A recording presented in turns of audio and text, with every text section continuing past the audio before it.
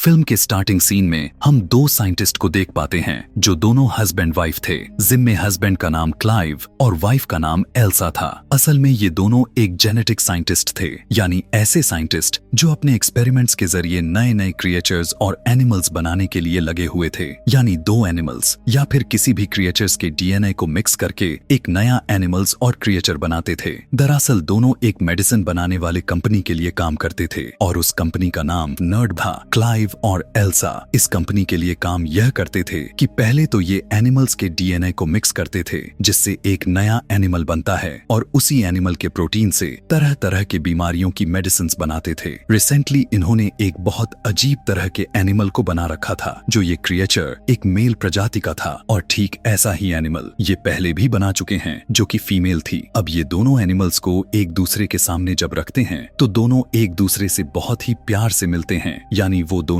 Animals एक दूसरे को पसंद कर रहे थे। मतलब यह था कि उनका एक्सपेरिमेंट सक्सेसफुल रहा। यह देखकर दोनों हस्बैंड वाइफ अपने कंपनी के बॉस के पास जाते हैं और उन्हें बताने लग जाते हैं कि हम बहुत सारे एनिमल्स के डीएनए को मिक्स करके एक अलग तरह का एनिमल बनाया है और इसकी प्रोटीन को मिक्स करके हम बहुत से तरह के बीमारियों के मेडिसिन बना सकते हैं। और इसके साथ साथ हमने एक नया तरीका भी डिस्कवर किया है और वो ये है कि हम इंसान और जानवर के डीएनए को मिक्स करके एक नई ब्रीड बना सकते हैं और डेफिनेटली हम बहुत सारे बीमारियों के मेडिसिन को बना सकते हैं। उनकी बॉस कहने लग जाती है कि जो काम तुम कर रहे थे, यानी जिस काम में तुम लगे हुए थे और उसे कर भी दिया, जो उससे कंपनी बहुत खुश है। और इधर जो तुम यह बात कर रहे हो, यानी कि इंसान और जानवर दोनों के डीएनए की मिक्स करने की, इसके लिए फिलहाल के लिए कंपनी एग्री तो नहीं होगी। और जो एनिमल तुमने बनाए हैं, हमारी कंपनी उसके प्रोटीन से मेडिसिन बनाना चाहती है। इसीलिए अब सारे के सारे रिसर्च को रोकते हुए अब सारे मेडिसिन पर बनाने के फोकस किया जाएगा। जिस पर क्लाइव और एल्सा कहने लगती हैं, अगर हमने इस काम को जल्दी से नहीं किया तो ये काम कोई और कर देगा।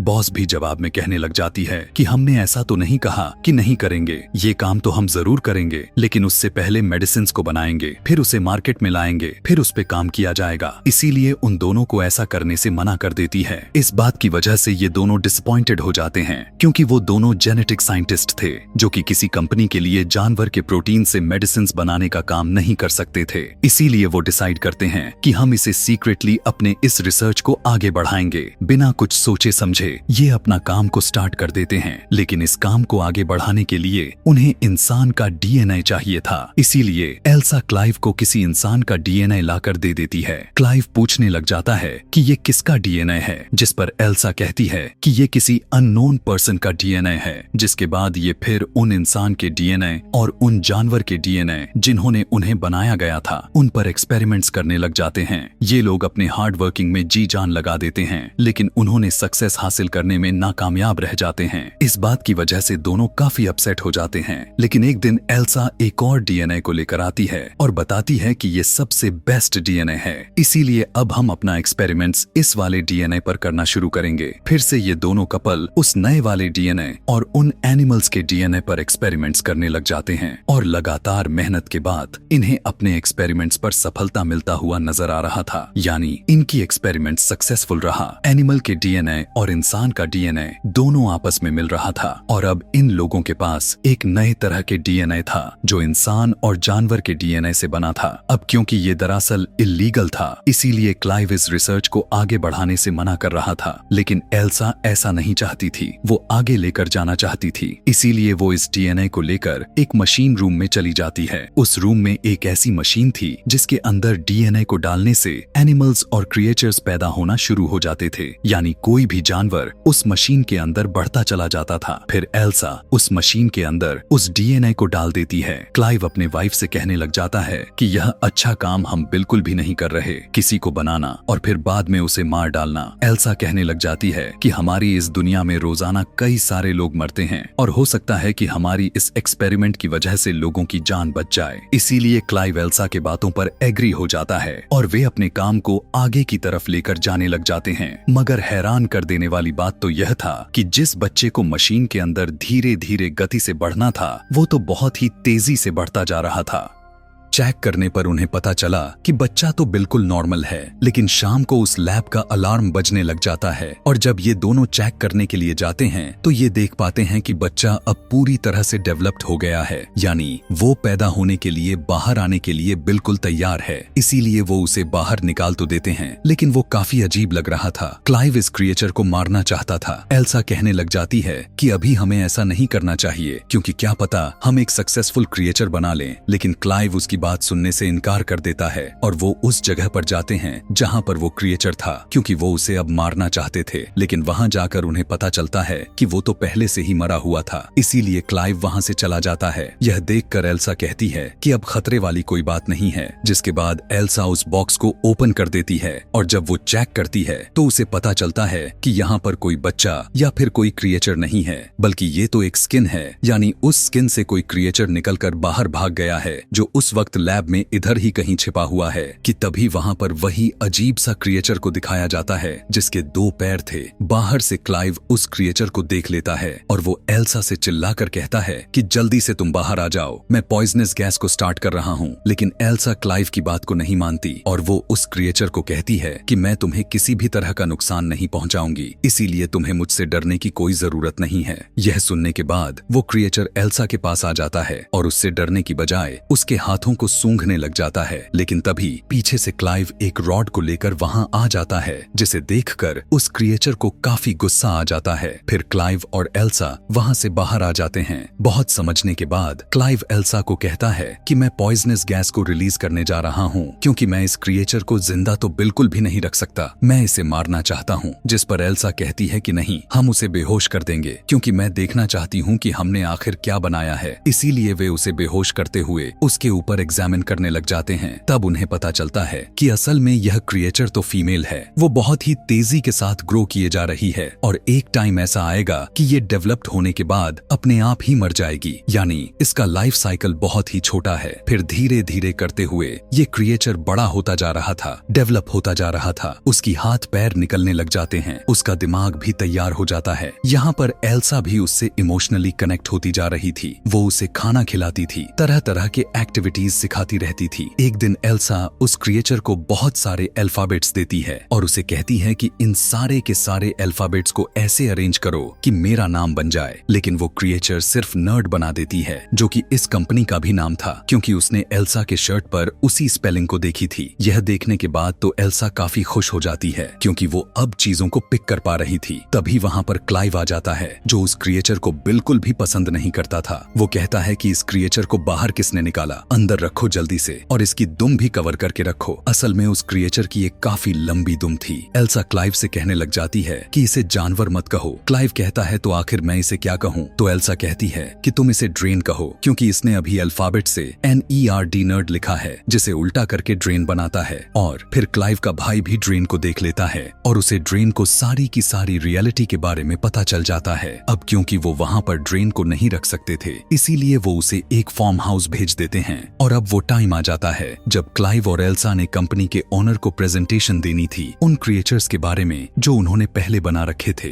और जब वो प्रेजेंटेशन देने के लिए उन दोनों क्रिएचर्स को कंपनी के ओनर के सामने लेकर आते हैं, तो वो अचानक से वो दोनों क्रिएचर एक दूसरे से लड़ने लग जाते हैं, जिसके कारण दोनों के वहीं मौत हो जाती है। इसी को लेकर वो सभी काफी डिसपॉइंटेड हो जाते हैं। फिर वो दोनों क्रिएचर्स के लड़ने का रीजन ढूंढने लग जाते हैं। तब उन्हें यह पता चलता है कि उन क्रिएचर में जो फीमेल थी वो अपने आप ही कन्वर्ट हो गई थी, यानी उसने अपना जेंडर को चेंज करके मेल बन गई थी, क्योंकि उस क्रिएचर में एक ऐसी एनिमल का DNA था जो खुद को कन्वर्ट करके अपना जेंडर चेंज कर सकता था। और एल्सा और क्लाइव को यह बात इसीलिए नहीं चल पाती क्योंकि वो अपने दूसरे एक्सपेरिमेंट यानी ड्रेन के साथ बिजी थे, इसीलिए वो इनमें टाइम दे ही नहीं पाए, जिसका नतीजा यह निकला। ड्रेन, जो कि अब काफी बड़ी हो चुकी है और एल्सा उसे बिल्कुल एक बच्ची की तरह ट्रीट करने लग गई थी, उस सब कुछ सिखाती है, उससे प्यार करने लग जाती है। लेकिन एक दिन ड्रेन भागकर जंगल में चली जाती है और जब क्लाइव और एल्सा उसे खोजने के लिए जाते हैं तो वो देख पाते हैं कि ड्रेन ने एक रैबिट को मार कर खा रही होती है। इसके बाद वो दोनों उसे घर लेकर आते हैं। एल्सा जब उसे खाना देती है तो वो खाना नहीं खाती, बल्कि कहती है कि मुझे इस जगह में घुटन हो रही है, मैं यहाँ बोर होती जा रही हूँ। यह बात वह अपने जुबान से नहीं बताती, बल्कि वो उन अल्फाबेट के मदद से TDS लिख देती है, यानी यहाँ पर मैं बहुत ही बोर होती जा रही हूँ। फिर वो छत को फाड़ते हुए ऊपर की तरफ चली जाती है। उसके पीछे पीछे क्लाइव और एल्सा भी जाते हैं।